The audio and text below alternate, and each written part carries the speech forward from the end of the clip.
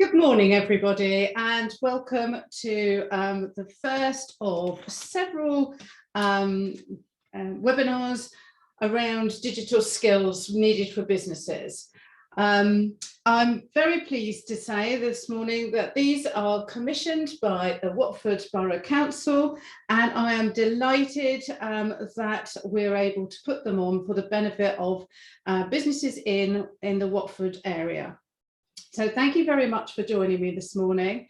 I can't actually see or hear you terribly well. So if you have any questions or anything like that, then please put them in the chat. My colleague Nauza is keeping an eye on that and will let me know if there's anything that I need to have my attention drawn to. Towards the end, we'll open it up for some discussion, I hope, if we have time.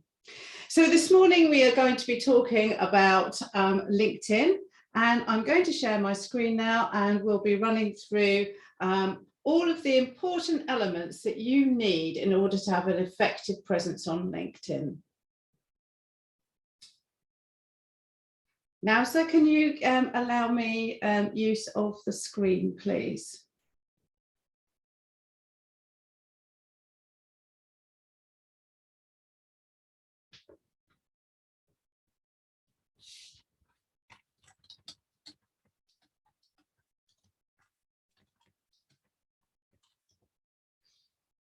So I'll just wait a moment while Nauza gets the screen sharing sorted out for me.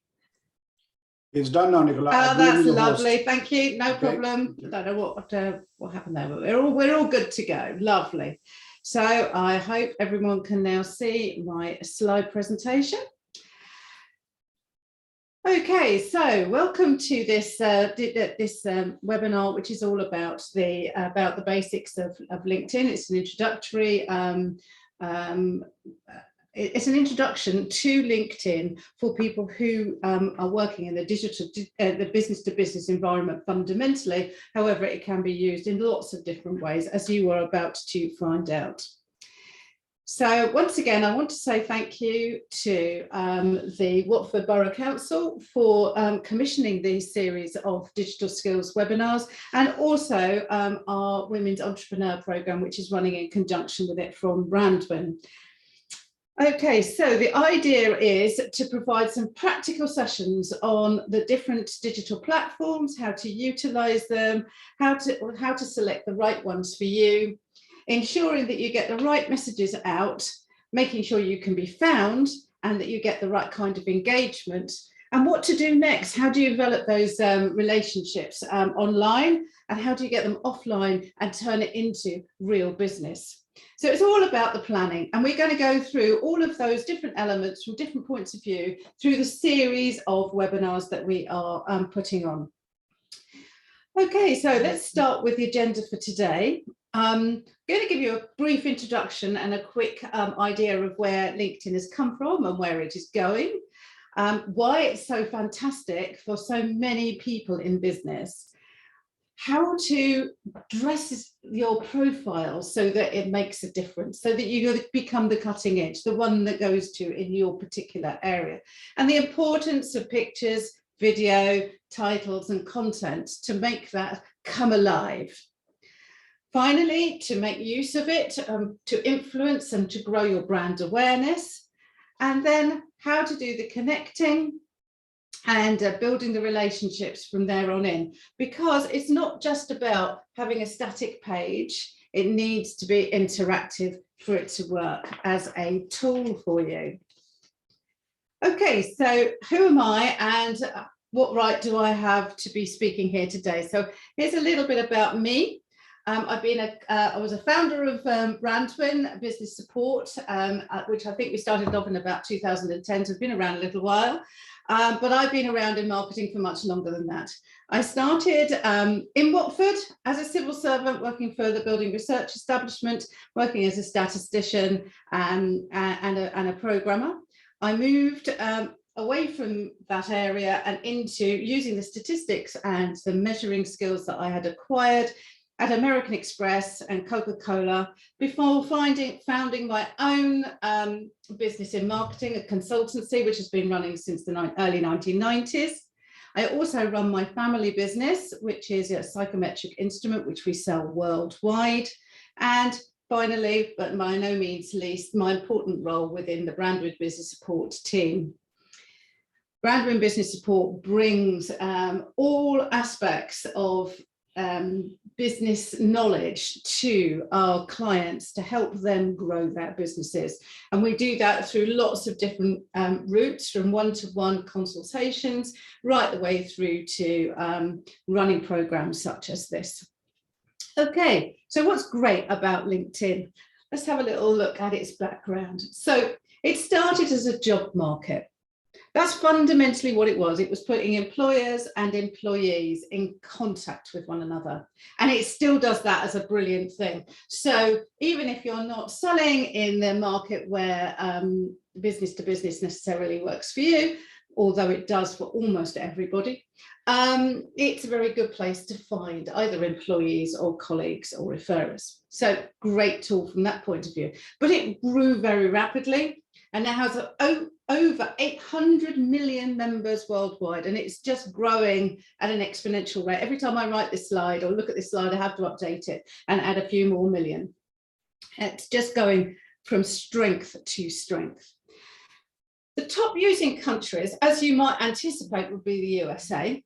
However, India and China are important on it, but as a proportion of their population, that's not a very high penetration. However, in the UK, it is widely used by almost everybody in the business community. So look, 29 million, and we have, what, about 60 or 70 million adults in the country. Now, what's also interesting about that is that they are often they're more likely to be decision makers within the business. It's more senior rather than more junior people. So you can get through to the right person very quickly using LinkedIn. Very interestingly, it's 250% more effective than any other social media platform for generating business. So it is the platform to go for if you're looking at lead generation and producing interaction with other businesses. Turning that on its head, 80% of all social media leads come from LinkedIn. And finally, and this is really, really important to note, and this is going up daily, a bit like the very first statistic I've given you, 90% of people will check out your profile before they have a meeting with you, even if they know you already. So if you've met them at a face-to-face networking meeting and you're going to have a meeting with them afterwards, okay, that's great. They were going to check out your profile. It's got to look great. It's got to sell you. It's got to look fantastic and look as though you mean business. So no cutting corners. Is in the public domain. And therefore you need to give it some TLC and you need to check it on a regular basis to make sure it's still reflecting what you're doing right here and now. Okay, so that's a little bit of the background. Now we're going to move on and we're going to have a quick look about just the microcosm that Watford is and how that operates with LinkedIn. So here's Watford. Watford Town Hall, I've decided, was the epicentre of Watford. Not quite sure that's completely correct, but anyway, we'll start off with that premise. So in that area, very roughly, and I'm talking about 5 miles of the town centre, there's 52,000 members on LinkedIn. It begs the question that if you're a business based in Watford wanting to sell to other businesses, why you might want to drive an hour and a half to go and see a client when there's probably loads sitting on your doorstep just waiting to be talked to. There's 120,000 members within 5 miles of the town hall. Again, it begs the question, why go any further? Because there's some fantastic businesses to be doing business with in the Watford area. And 11,000 of these people are business owners or directors with 11 to 100 employees. Yes, you can get really good localized information and lists of individuals who have the right profile to fit your target audience of either prospects or referrers or partners, or, as I said at the beginning, employees. So, okay, what does that mean to me? Well, I'm going to use myself as an example. Okay, so I'm based just outside Watford, I'm in Chorleywood, and I have been using LinkedIn for really quite a long time.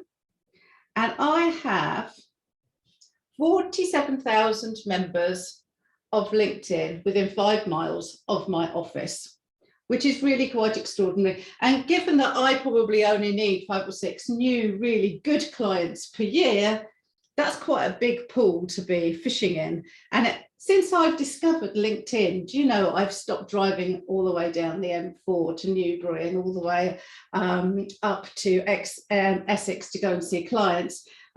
Obviously, the advent of online communications has helped that, but with marketing, it is really good to meet on a face-to-face basis because you can touch and feel marketing.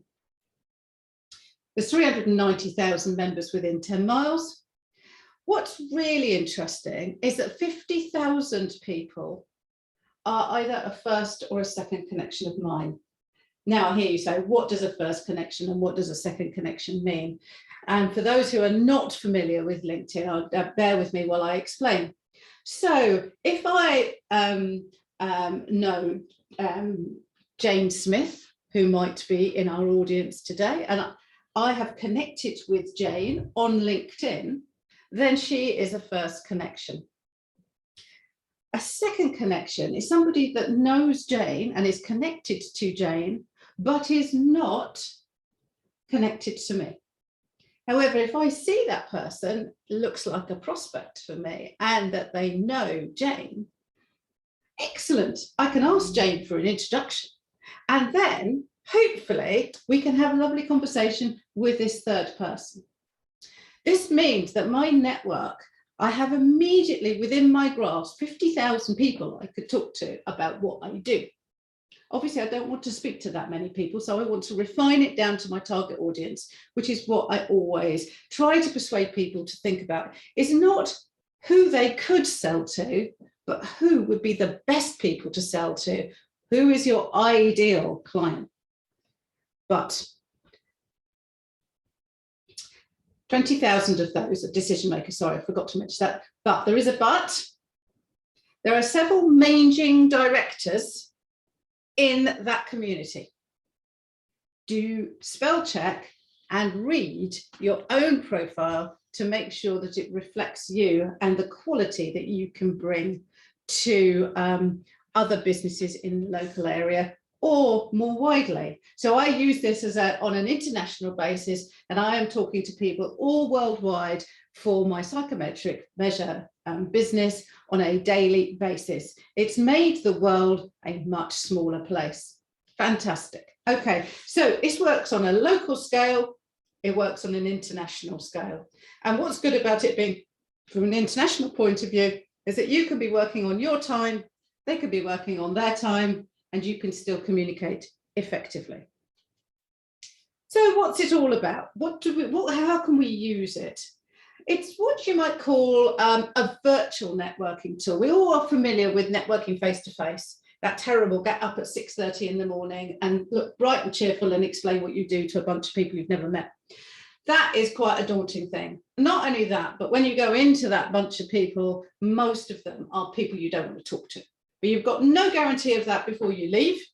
And it can be very depressing and also quite hard work. And for those who are quite introverted, a most unpleasant experience until you've got used to it. I used to be very introverted and found that incredibly difficult. I just had to get over that because LinkedIn hadn't been invented when I started in business, and I had to do it by wearing out some shoe leather. So it's a virtual networking tool, which is great for introverted people, but you have to behave like you're networking for real. So it's not a hard sell. It's talking to them one-to-one, on a one-to-one basis, being interested in the other people and making sure that you work it. It's like working a room, except you're working your virtual network, and it will not sell for you. There is no shortcut, I'm afraid, to generating business in any sphere. It is all about making sure you do the right things consistently over a long period of time. And LinkedIn, I'm afraid, is absolutely no different. You do just need to put in the graft, but it doesn't need to be onerous, and it doesn't need to be a lot of time every day. It could be a small amount every other day, or even weekly for some people. It really doesn't have to be onerous. It has loads of advantages. I'm going to give you some of the advantages. You can give a lot more information than you can when you're presenting at a face-to-face network. You can give everything that you want to tell in there. Your main problem is that trying to keep that up to date, and how the other person is going to digest the information. So you do think about how you present it. You can interact when you want to. So if you're having a frantic day, you could do this over a cup of tea at 11's time. You could do it at 11 o'clock at night. They don't know. It doesn't matter. You can use this tool at a time which is convenient to you. It's a highly searchable database. So you can find people very easily, and you can find the people you want to deal with very easily. And that is incredibly important. Great for introverts, as I was discussing earlier, and quite a lot of us would put ourselves in that category. You can update it. You know, when you go to a face-to-face networking opportunity, you hand out your business card, several things can happen with that. One is that they lose your card, and two, that it gets out of date almost as soon as you've handed it to them. So this is something that you can update. It's like a business card, which you can keep up to date and real and relevant all of the time. And it's your opportunity, it's your platform to show off how good you are, how good your team is, and how much in-depth knowledge you have, but that you do it with understanding of your clients' requirements. So it's empathetic as well. So those are all the great things about LinkedIn. That there are some challenges with it. So let's just have a quick look at some of the challenges. It's difficult for you to smile easily on LinkedIn because it's a static one-pager, whereas when you go into a networking meeting, you can be smiley and friendly and come across well, and you've got that body language thing. All of that has gone out of the window when you have got a static individual page. So you need to work to get that smile and that credibility across. The other person now needs to go through all of the information you've given. So if you give too much information, or you give it in a way which is difficult to understand, then you could lose them very quickly. So you do need to think very carefully about what's important to put out there and how it's going to be digested. This is really quite important. You do need to look after it. It does get dated if you're not careful, and you suddenly realise that you're now doing something completely different from what you were doing when you wrote your LinkedIn profile. So you do need to look after your profile, but you also need to be active with it. As I said earlier, consistently, a little bit on a regular basis. Not, I've got terribly enthusiastic about this and we'll do loads and loads of stuff for 3 weeks and then forget all about it for another year. So it is important that you look after it and you give it a bit of TLC. LinkedIn loves software updates, and they aren't rigorous with testing before they go live. So sometimes you find things don't work. I've had this happen in several different demonstrations that I've done on LinkedIn, much to my embarrassment.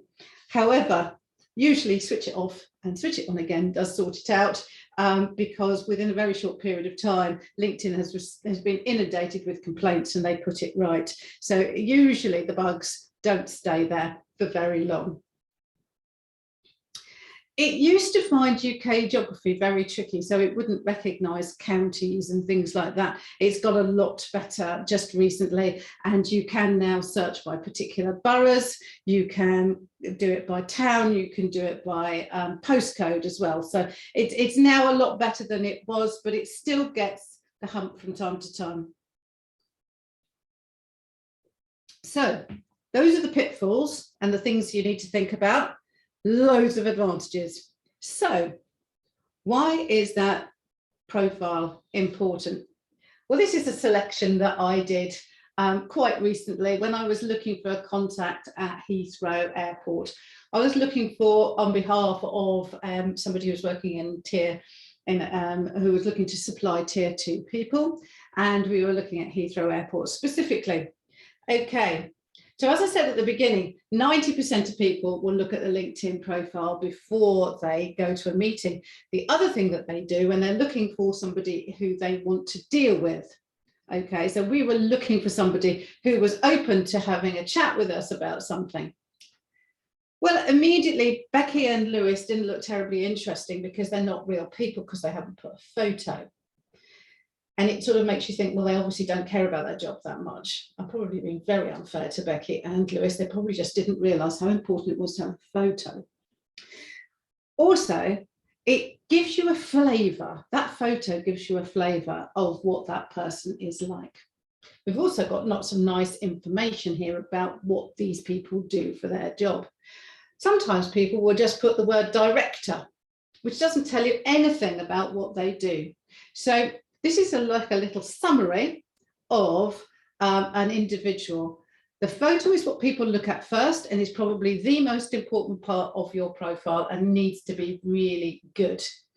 On top of that, then you need a very descriptive title which explains to other people what you do. Here's an example of somebody who's based in Rickmansworth, who's an accountant. Now, if I'm looking for an accountant and I looked on LinkedIn, I would be looking for somebody who's got their finger on the pulse, because making tax digital, the advent of QuickBooks and Xero and all of that, I want them to be engaged with new cutting edge software. This person hasn't a clue how it works. So I'm immediately badly put off about dealing with this particular accountancy practice. So they've gone. They might have a beautiful website, but if their LinkedIn profiles don't back up the website, they've lost their opportunity, because most people now check both. So really important that you get both looking fantastic and stunning. Okay, so how can we put that right? That's really important. Let's have a think about your portrait. This is totally wrong. You definitely need a photo. You don't want it to be a holiday snap, however proud you are of the yacht that you own. This is a true story. I worked with procurement for a large £250 million turnover company in London. And the procurement department, when they received tenders from anybody, would look at the LinkedIn profile of the managing director or CEO. And if it showed them on an exotic holiday, they assumed that they were being paid too much, and therefore that the tender was too expensive. If they were standing next to the shed, taking a photo in the garden by clearly somebody who didn't really know very much about it, they didn't care about what impression they made. So that tender went in the bin as well. So this is sometimes used in unusual ways, and you just need to be bear in mind, you're creating a prejudice either in favour of you or against you by having a good or a bad photo, an appropriate or an inappropriate photo. Here's another example. You're not at a wedding. Cartoons don't really cut the mustard. You're not a logo either. This is getting a little bit better, but difficult to see. This is really quite a nice picture. The only problem is that Chris here is a bit small. You can't really see the whites of his eyes. It's all about creating trust and empathy. Okay, so you need to be able to see the real person and really see their features. So I'm going to put my money where my mouth is. This is me with hair, because at the moment it's all tied up and out the way. But you will see here that I've accentuated using a little bit of makeup, my smile and my eyes. And that's very worthwhile. And this is a professionally taken photo. And it is a good idea to get somebody who really knows what they're doing, to get the lighting right and all of the rest of it. And gentlemen, you are not immune to using a little bit of makeup in this situation. We certainly use it to give an even tone to skin. So it doesn't matter what your gender or your preferences are. A little bit of makeup is really quite a helpful thing. So get somebody who knows what they're doing to make you look the best you can be. Now, I've had lots of people say they don't like their own photo and they don't like their teeth. They don't like this and they don't like something else. Okay. I understand that actually very few people like their self-image. Is extremely rare and they're always very picky. Other people aren't picky. What they're looking for is a wide smile and lovely eyes. And that, to my mind, there is no such thing as an ugly person. You need to smile showing your teeth. It's really important because that makes it much more trustworthy. This is something which is ingrained at birth, that smiling faces are positive and you never lose it for the rest of your life. So it is important that you get that kind of image sorted out, and that would be your highest priority after this webinar, to get your photo changed if it is not meeting these standards. Okay, there's another picture which is available on LinkedIn, which can say 1,000 things simultaneously, and it is at the top behind your portrait. Make use of this picture. It's there for a purpose. Now, this particular picture that Graham has used here is quite a good example of how you can do something. This is made up of 4 different individual photos brought together. There's the logo, which then stands out a great deal more than anything down here. There's some words, which he says what he does. Very often I like to put the word "you're" in, and we will talk about that and how to write words well a little bit further on. This is a picture of his product, which he's printed. And this girl was not in the picture originally. She was cut and pasted over the top to give some scale, but that also that really important smiling face, being welcome. He's also got lots of other photos down here, which is incredibly useful. So it brings it to life. So there we go. This is it a little bit closer up, so you can have a quick look. And you'll see his title here is nice and clear. Okay, so what should your title be? You could do something like CEO at ABC Group, or you could do something slightly different. MD, specialist in Wi-Fi networks, energy saving, structured IT cabling, EV points, and electrical contracting. The first one tells you nothing about what the person does, and it appears just below your face.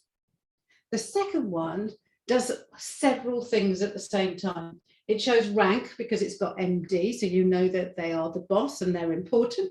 It's got the word specialist, which tells you they're expert at something. And then it tells you what they're expert in. This is useful for several different reasons because you've got 2 audiences fundamentally on LinkedIn.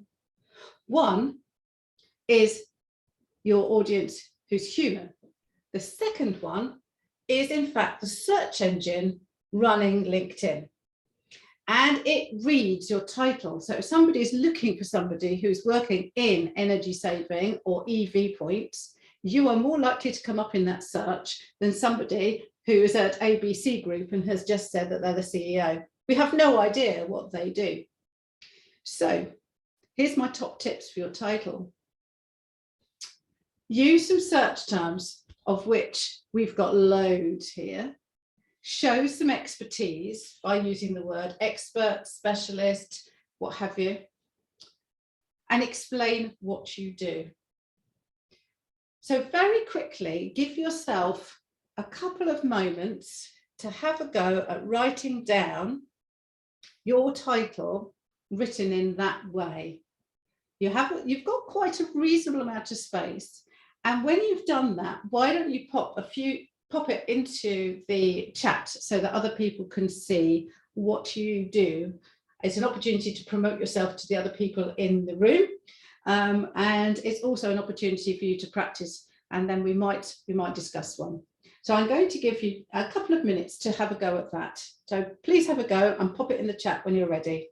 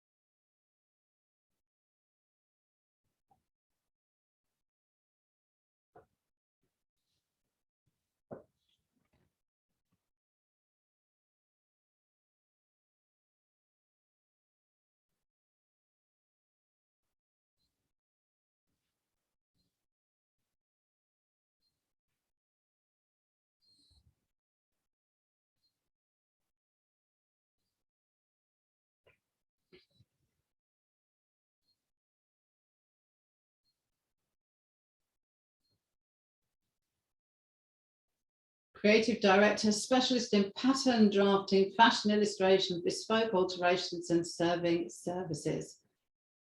My only criticism of that would be just the serving services, because I'm not quite sure what that means, but everything else looks really spot on. Sewing services, fantastic, that's perfect. Now that makes a lot more sense, wonderful. Voiceover for live, virtual and hybrid events, vast experience, the voice of choice. Lovely. Excellent. Have we got any more takers?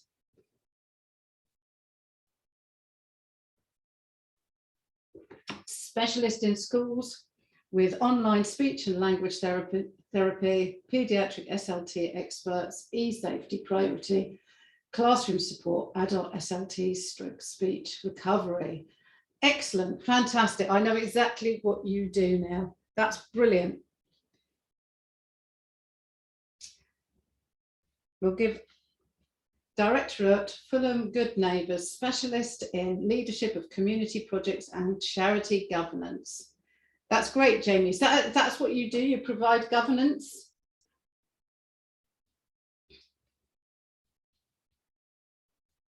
Design artist, creative theorist.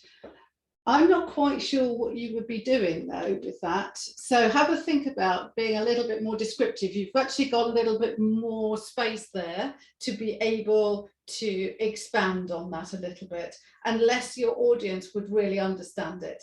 But I personally don't. So I always advise with technical language to explain it wherever possible.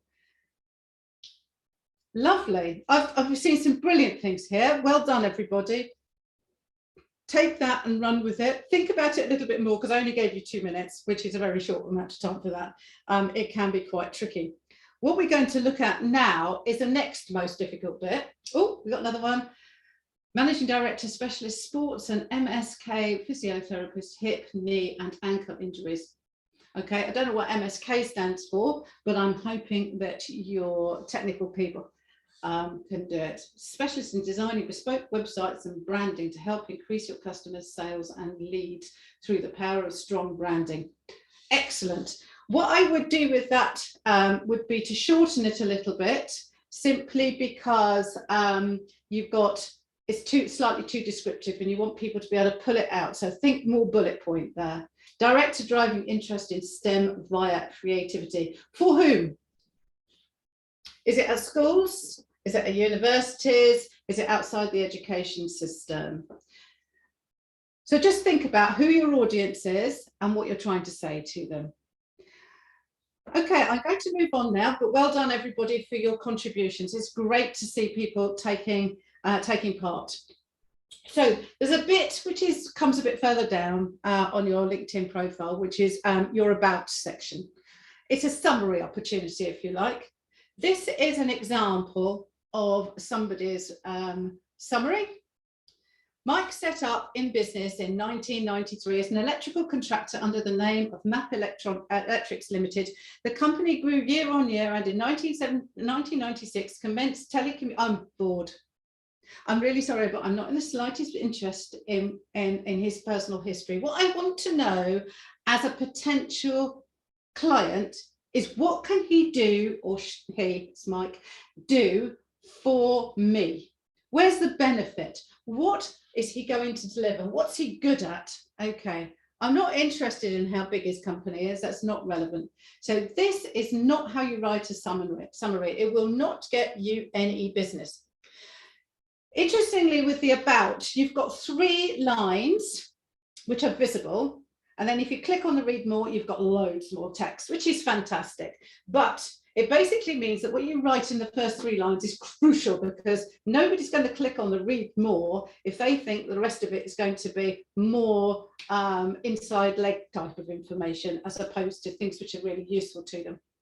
So here's an example of one which I pulled out at random. I didn't have anything to do with it. I didn't write it.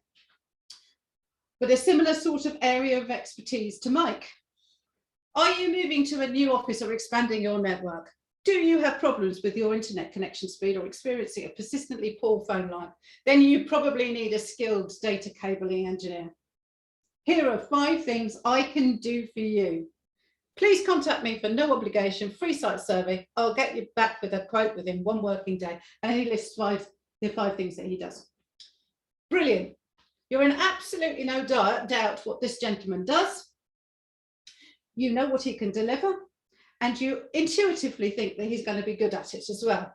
Even though in the first 2 lines, he hasn't said, if we look at these first 2 lines, he hasn't said what he does. It comes a bit further down. It's a really, really good technique. There's 2 excellent techniques that he's used here. One, he's used questions, which are chime with the audience. So it creates empathy and understanding.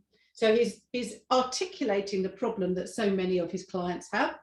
And then he said, and I can fix them. Then he's gone on to say, and what's more, not only can I fix it, but you don't have to sign on the dotted line until you're happy. Couldn't be better. So you probably need to give it a bit of a thought as to how you're going to write your summary. It isn't a CV in this situation, unless you're actually punting for a job, which is completely different. But the seminar today is all about getting new business rather than getting a new piece of employment. Okay, so here are my top copywriting tips. And these copywriting tips are true for any type of copywriting, not just on LinkedIn. So use it on your in your flyers, use it on your website, use it in your letters, use it in your e-shots, use it in your posting. Doesn't matter what you're doing. These are always hold true. First of all, use you and your far more than you use I, we, our, and your company name. There are a few very, very key words in marketing which act as triggers. The first one is you and yours, and it's the most important term because it immediately creates empathy with your audience, and you should use it as much as possible. One trick that I tend to use is to have is to print off my sheet of copy, highlight all the yous and yours with one colour, and then highlight all the other all of the I, we's and ego things with a different colour, and I should have more of the yous. It should be a visual difference between the two. That's number one. The next thing is to talk about the benefits that you're going to provide, and it should be outcome, not feature based. So a feature is something that actually is an intrinsic part of the product or service you're offering. The outcome is something slightly different. So if we take buying a house, for example, and you've gone to the solicitor does conveyancing. They do your paperwork. They organise those things. The outcome is that you buy your house, and you can buy your house and go through the conveyancing system easily, quickly, and comfortably at a not too high a cost, or you can go through it painfully. So the conveyancing bit is the feature, but the outcome is only the house, and hopefully have that situation resolved quickly and easily without too much difficulty. So you need to focus on those things, not on the actual service itself.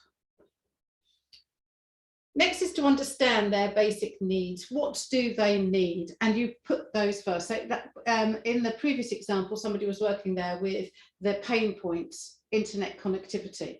I tend to work it a slightly different way from that particular person by doing it in a positive rather than a negative. He was talking about all the things that go wrong, as I tend to say. Do you want it to be seamless? Do you want to have the phone always working for you? Do you want your internet always up? You know, that kind of thing. So I try to do it always from a positive point of view, but either will work to a degree. Show your experience, expertise, and knowledge. Use very short sentences and simple language. If you're starting to get 25 words in your sentences, it's too long. Split it into two different sentences, and also have a look at the language you're using, and try to avoid anything which might be an acronym or might be something that people aren't familiar with. So it's very easy to think that your audience understands your language, but they usually don't. And they're usually too polite to tell you that they don't. So they sit there or they read that and they will never tell you. So you don't actually know that you've screwed that bit up. So make sure that you de-jargonize it. And remember to give your contact details, because you do actually want these people to interact with you. So I put in my summary at the bottom, and please call me if any of these things, if you need any help with any of these things. And here's my mobile number, and here is my email, whichever. So if you're introverted, you might use the email, but if you're extroverted, you might use the telephone. That's fine. I don't care, as long as you phone me or contact me one way or another. Lovely. So I want you, I'm going to leave this up on the board for a second or two for you to have a little think about what your benefits are to your target audience. And you may like to pop a couple of those bits into the chat and start thinking through your head. It's a bit like an elevator pitch, but not quite. So have a go and think about what benefit you give directly to your client, really short, and see if you can get the word you in there at the same time.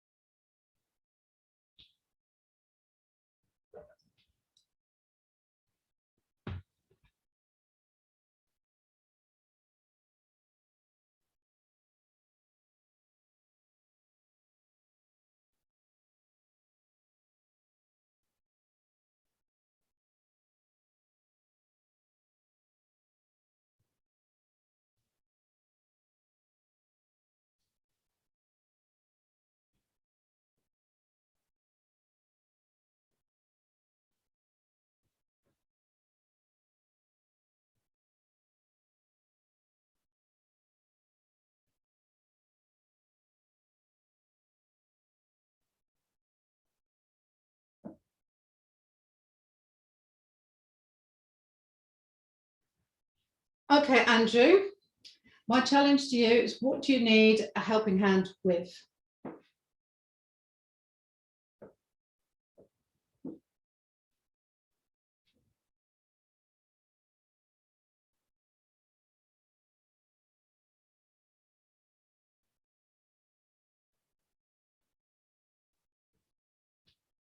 And who might need it? Who are you wanting to talk to?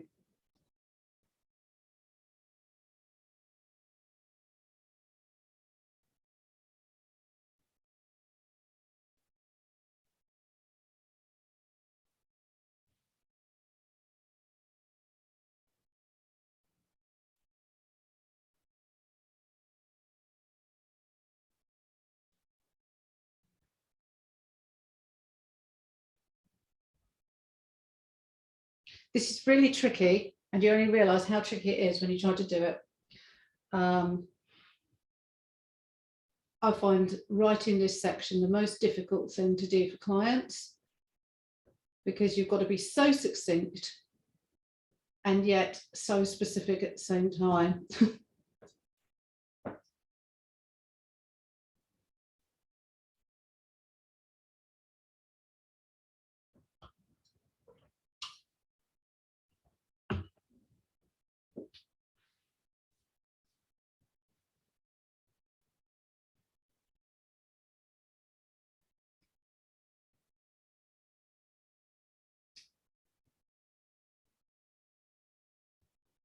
That's excellent. So I would then add something: they're going to get the best exam results they can get. Something along those lines.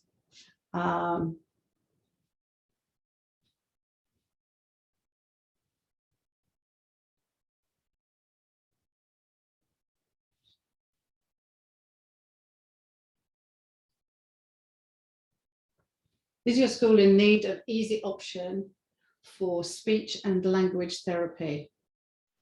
As of January 2022, Speakable provides speech and language therapy to schools across London. Okay, so I would be going here very much as, what would you need the speech and language therapy for? It's to help the children work better, be part of to develop better as individuals. It will make it easier for the teachers. Those are the benefits. So we're missing a benefit here, and the benefit is to both the school and to the students. And so what's that benefit looking like? Is it a professional service? I'm sure it is.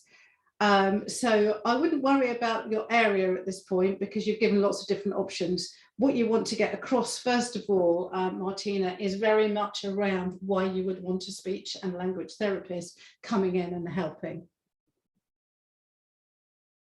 Your guide to developing cohesiveness in project teams need overcome milestones in your business via creativity bespoke sessions.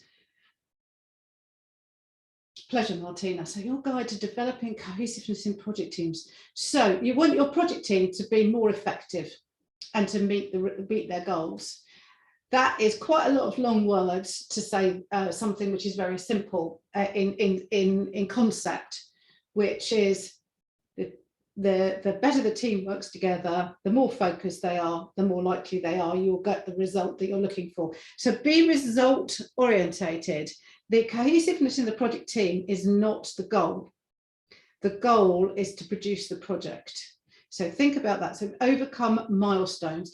Overcome sounds as though you're fighting the milestone, and I would go for meet your milestones, or hit your goals, hit your objectives.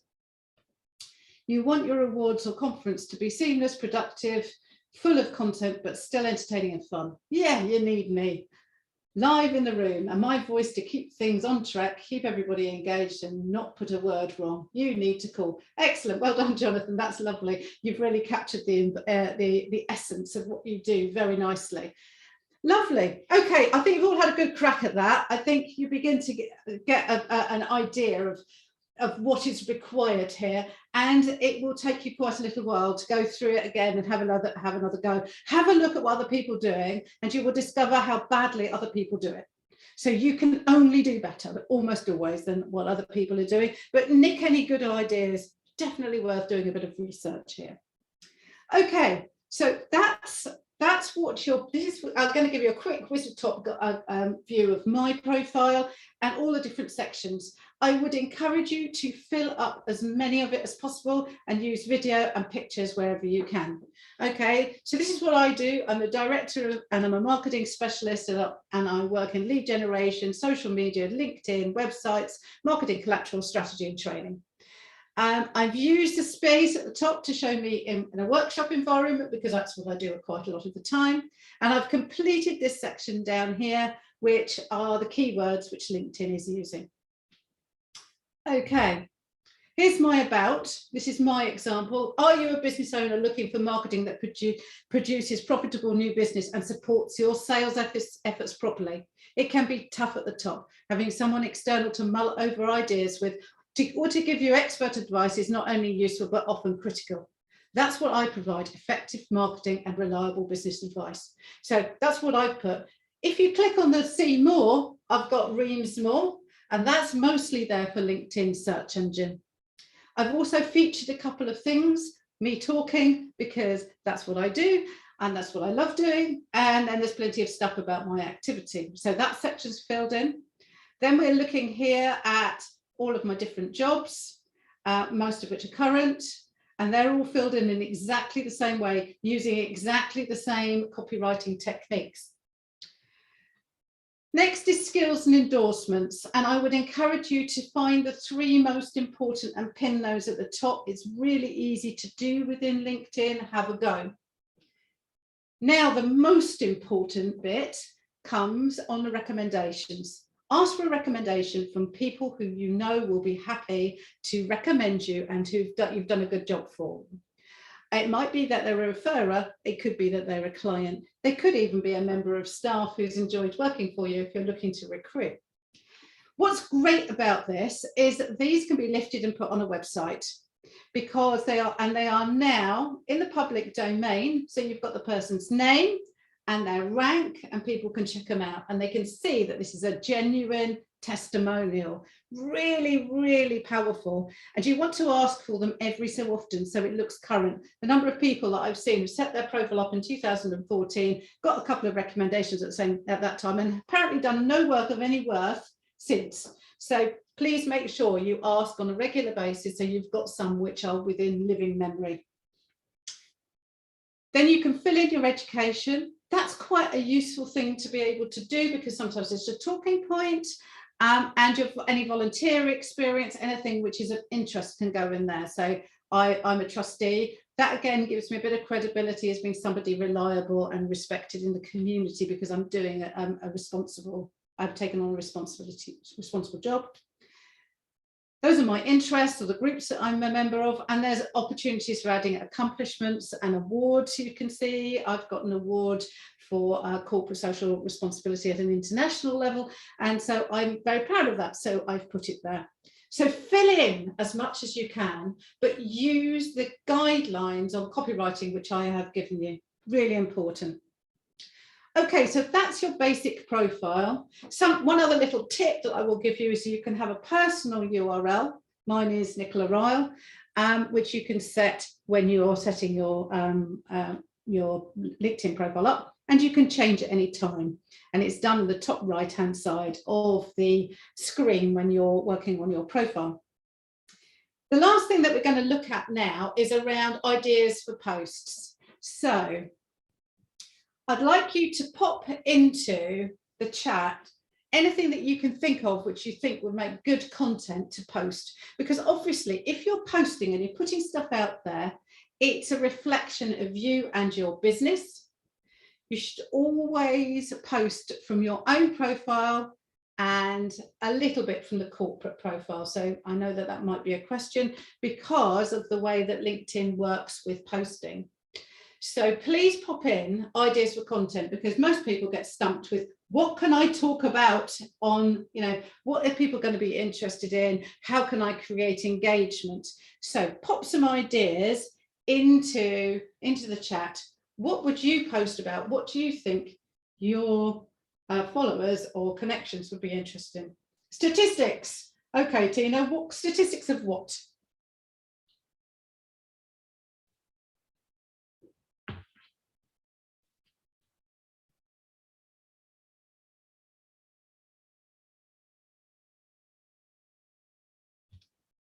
Go for it, guys. Think about what do you read when you're going on LinkedIn or on any social media. What interests you from a business point of view, because this is a business platform.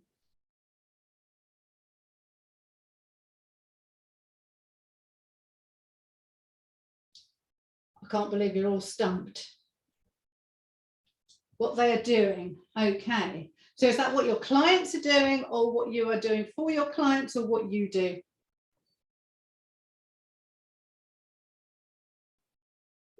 I guess you're talking about it from the other, what they want to achieve, the competitors and the clients' needs. Great, lovely. Any more for any more?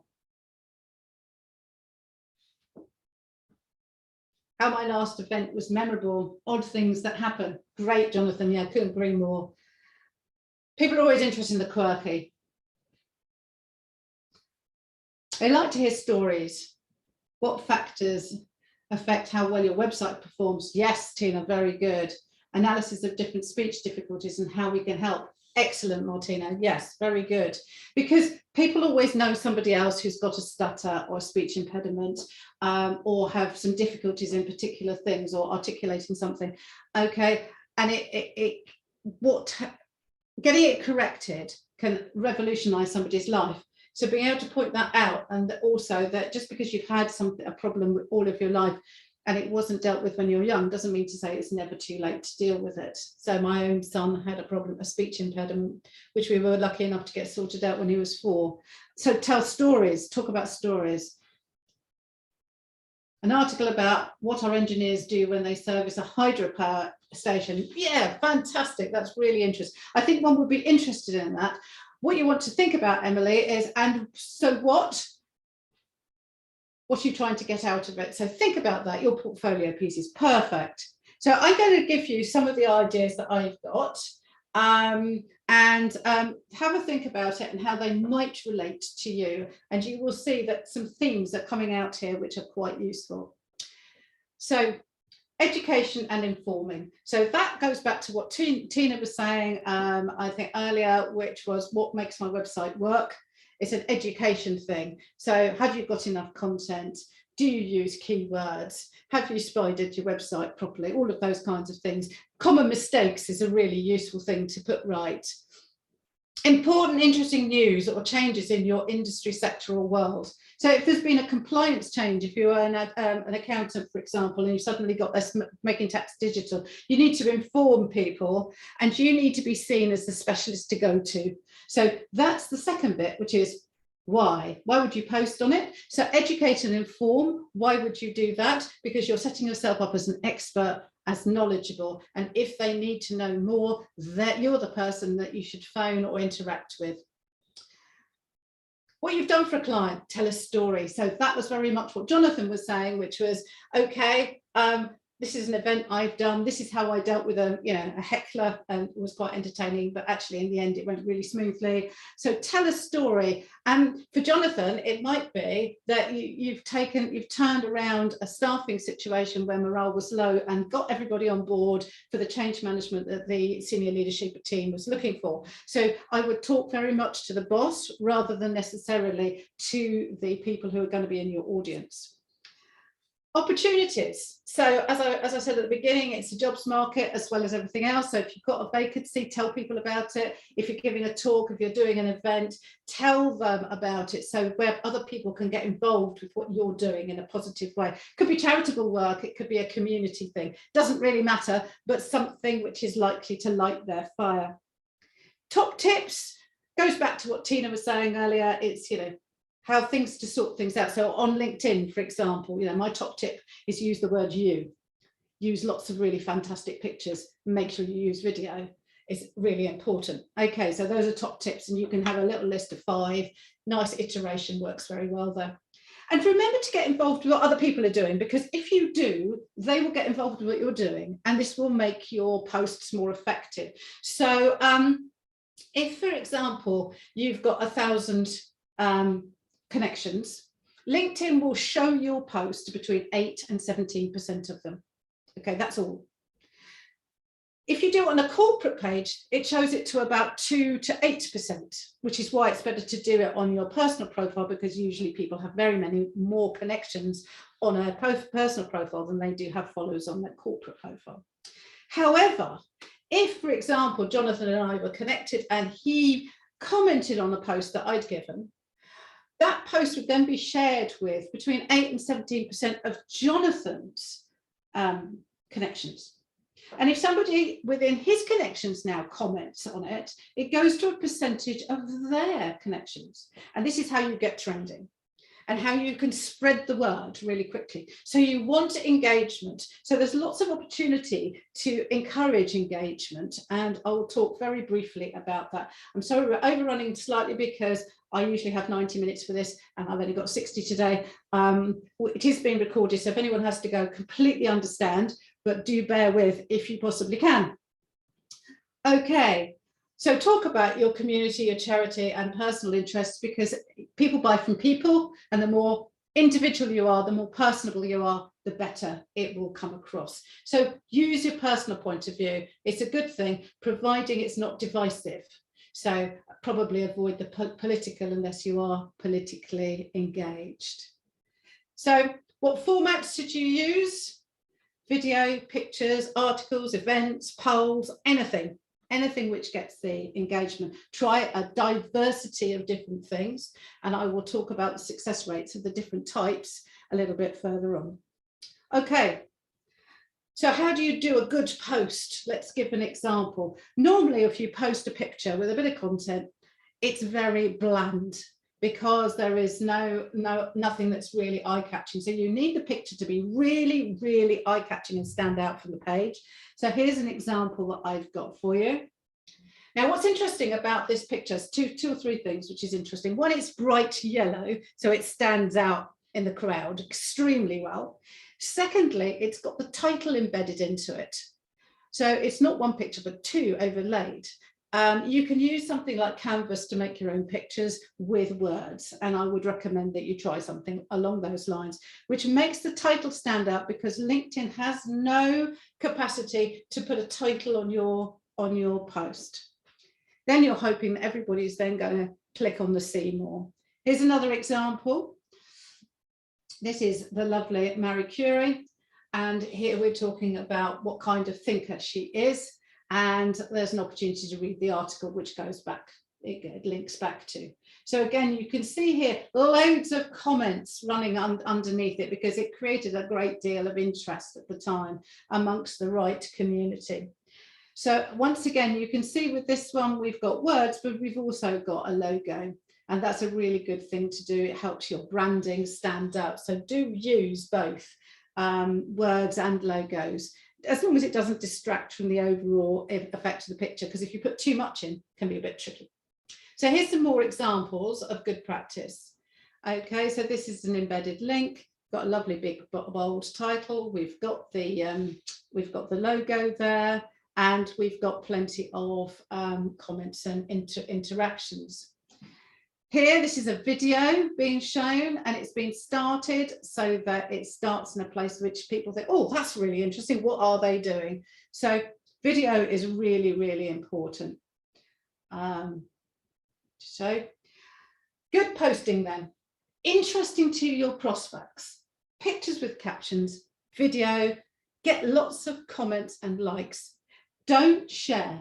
Always use comment or like, because LinkedIn doesn't like you moving around from one place to the other. So focus on that. Okay. And finally, this is something which is relatively new in LinkedIn. It is running events. You can set up your own event, and you can invite people. You can invite 1,000 people a week, I think, to an event. Here's an event which I was running. I did an invite to this presentation today on LinkedIn, doing exactly the same. It's got all of the details. It's got where you can link to join. There's some information here. And if you click on the word networking, it shows me everybody who said they're going to come. So I've got 275 attendees, and this is a really good way of promoting an event if you're doing one. Okay, so that about wraps up all of the content of today, but I'm going to give you a little bit of a roundup of the posting. Add pictures, lift your interactions by twofold. Native video, don't do an embedded link. Make sure you use native video. That will get a huge amount of uplift in interaction. Have a great title, something which really grabs the eye. Add hashtags. LinkedIn itself will suggest some, but use your common sense about hashtags to see if you can help get it up the rankings. And tag people. And you can either do it in the post or do it in the comment underneath. And I do this regularly. So if I'm talking about a client story or a success story where I've been working with a client, I will talk about that client, and then in the comment, I will tag them and say, what do you think, Joe? Did we do a good job? Or, you know, that's leading by the chin, obviously. But it means that they might interact. And if they do, then we get a testimonial as well as the posting. And that, again, might trend. So tag people who you think might comment or like or do something positive.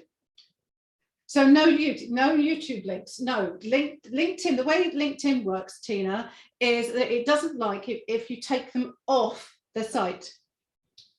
And LinkedIn is owned by Microsoft and YouTube is owned by Google, and they don't like one another, so they particularly don't like YouTube. So what you need to do is short video loaded native, and that is definitely your best bet for the greatest amount of traction. No problem. Okay, and be relevant, be useful. Think about what would you want to read if you were in your prospect's shoes. Okay, oh, finally, work with other businesses to maximize your reach. I had this one this morning. Sometimes you can get in a group with other friends. So say there's, I don't know, there's about 30 people here today, I think, something of that order. If we all got together and said every Monday morning we'll all post something, we'll all comment and like on each other's posts, we'd help it trend.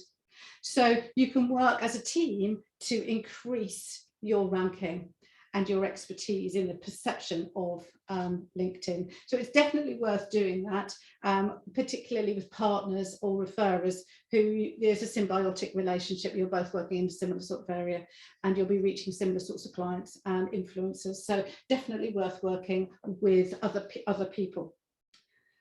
Right, okay. So quick overview of the digital skills program. These are the ones which are coming up.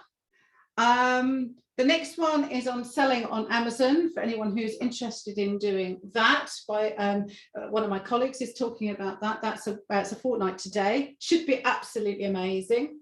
Then obviously amazing, goes without saying, I'm going to do the follow-up to this, which is all going to be about lead generation.